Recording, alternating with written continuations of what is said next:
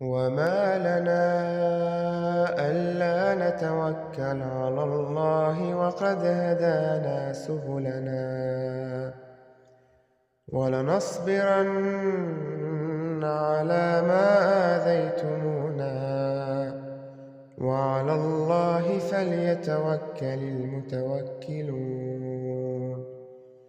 وقال الذين كفروا لرسلهم لنخرجنكم من أرضنا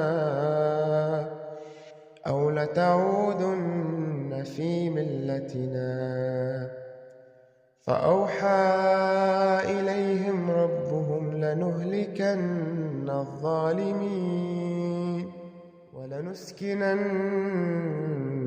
الأرض من بعدهم ذلك لمن خاف مقامي وخاف وعيد.